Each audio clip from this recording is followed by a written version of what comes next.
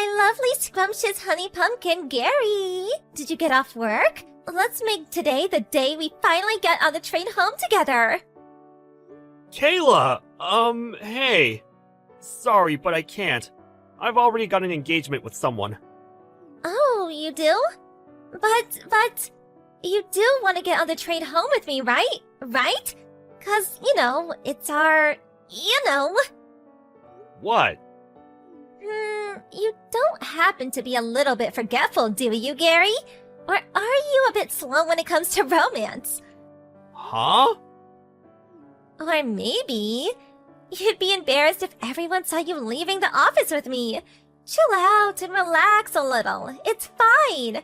Hey, that reminds me. How come you never come over and speak to me at work? We have nothing to be ashamed of. I get that you might want to keep things hush from everyone at work, but you could at least come over and say hi every now and then. My delicious pudding pie. What are you talking about? It's hardly unusual for two coworkers who join the company at the same time to develop romantic feelings for each other and start dating. Dating? Yeah! It's our 2-week anniversary as a couple today, I guess it's not that uncommon for guys to forget about anniversaries, so don't worry about it, sweetie. I'm not mad at all. No, really, what are you talking about? I said it's cool, don't worry about it. I don't mean it like that. You and I aren't dating. Huh? The heck? I have a wife and kids. What? How cruel! Are you just using me like some cheap toy to be tossed aside? No, don't be so ridiculous. I never asked you out, I have no romantic feelings for you, and I've never done or said anything to suggest I do. I'd already been married for a year when I joined the company. Oh my god! Besides, we barely even speak, and on the rare occasion we do, it's only ever about work or idle small talk. I don't know how you've managed to convince yourself we're a couple based on that. I'm fully devoted to my wife. We were childhood sweethearts who started dating back in high school. Would you please stop saying these weird things? It's making me super uncomfortable. This can't be! What you're doing here could cause a lot of trouble for me. Please refrain from talking to me about anything other than work from now on, okay? I'd appreciate if you stopped calling me things like scrumptious honey pumpkin and delicious pudding pie, too. You have no idea how creepy it is. My name is Gary. Why are you doing this? Gary, my old flame, my once favorite dreamy sugar dumpling, I need to talk to you. What is it? I've told you countless times to only talk to me about work-related things, and only when we're at the office. Why are you messaging me again? Would you please just cut it out already? Plus, I told you to stop it with the creepy nicknames. Just Gary is fine. Gary. I don't think you'll be puffing your chest out like this for long. Wanna know why? Teehee. You see, because you're so stubborn and wouldn't be honest about your feelings, I had no choice but to go and find another boyfriend. Cool. By the way, we're really close already. What would you say if I said I thought he might be the one? That's great. I hope you're happy together. What? No, wait! You were supposed to start panicking! Why? Isn't it normal to be worried when another guy takes the girl you like? Aren't you gonna fight to win me back? Nah. What? Why? I never had any romantic feelings for you in the first place. Are we done? Great.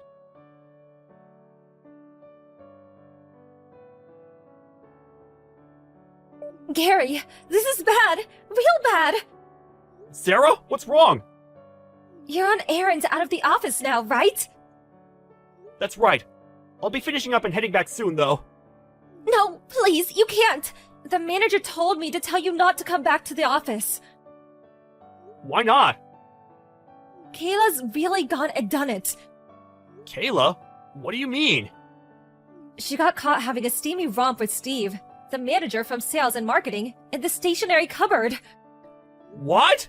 Isn't Steve married? And this isn't even the worst of it. His wife must have found out about what was going on somehow, because she just stormed in the office yelling, "Where the hell is that trashy harlot Caleb Briggs?" The managing director currently is trying to calm her down with tea and biscuits in the waiting room on the 3rd floor. So what about Steve and Kayla?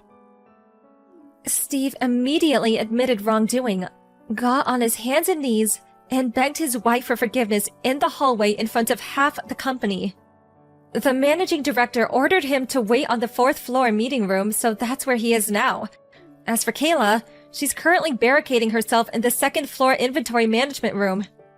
Judging from the sounds coming out of there, she's smashing things up in some kind of frenzied rampage. She even smashed one of our new products that was just about to be sent out for delivery, so I'd be surprised if she still had a job after this. What a spectacular mess! There is one more thing, Steve. She was yelling your name the whole time. What? I'm pretty sure everyone's got a good idea of what the situation is, so I don't think you need to worry. We all noticed a while back how she kept following you around and waiting for you after work to make advances at you. You reported her to the managing director several times too, right? Yeah. So, all things considered, since we couldn't discount the possibility the situation would deteriorate even further if you came back, he decided it would be best you didn't, at least while she's still around. I see. This whole thing must be causing you all kinds of trouble. I'm really sorry, Gary. Sorry, I don't really know how to respond to all of this. But in any case, thanks for passing on the message. I appreciate it. I'll be in touch as soon as there's any kind of development. Got it. I'm really sorry for inconveniencing you guys. Where was my knight in shining armor? Huh? Your girlfriend just got fired! I'm being charged $15,000 because I broke some stuff, and they said if I don't pay, they'll take me to court! And if you think that's bad, the marketing and sales manager's wife's demanding $25,000 in compensation from me! Why the hell didn't you come and help me? I needed you more than ever! Because none of it's got anything to do with me. What? Use your brain, Kayla!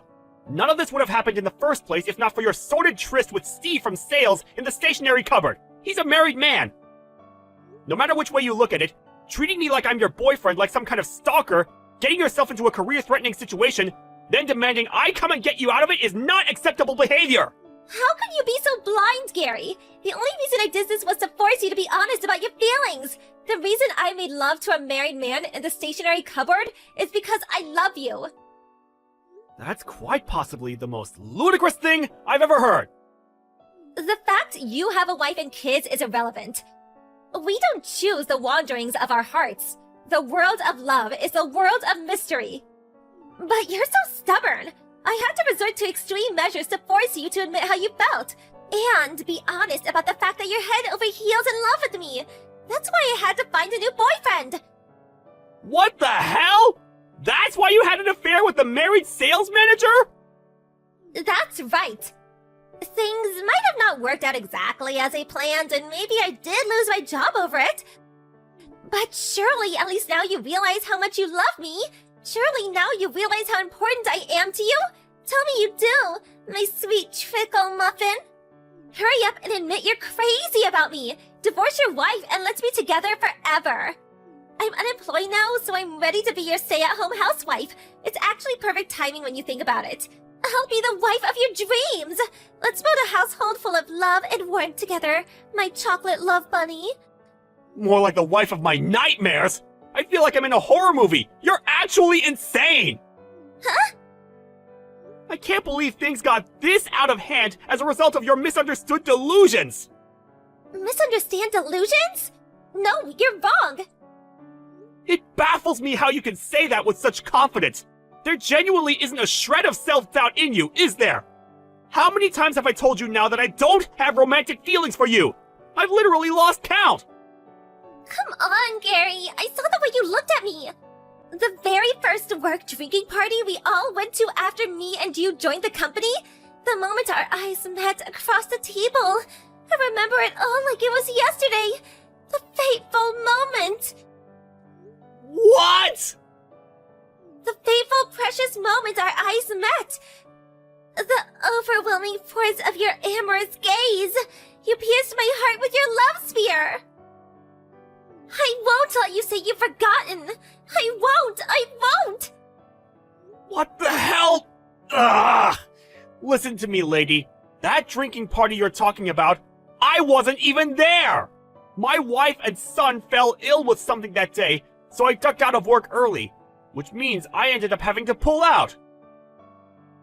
You're lying! You either dreamed it, or this is a severe case of mistaken identity. No, you're lying! That can't be true! Why don't you try asking Steve, your new boyfriend? He should still have the chat logs from when I messaged him, saying I couldn't go because I had to take my wife and son to the docks. I won't believe it! I won't! Never contact me again! Wait! I'm blocking you!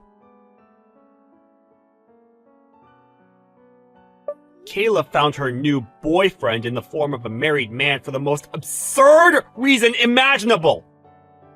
Apparently her objective was to make me feel jealous. But given I had no feelings for her in the first place, it was a fruitless endeavor, and she did nothing but cause hurt, upset, and inconvenience to many innocent people.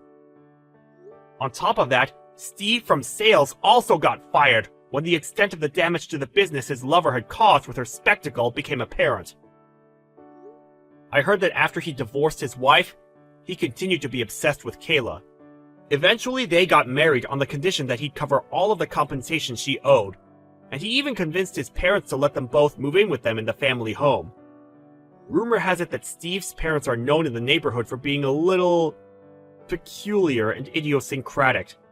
To quote a coworker who lives nearby, "That girl's gonna have her work cut out living with that family.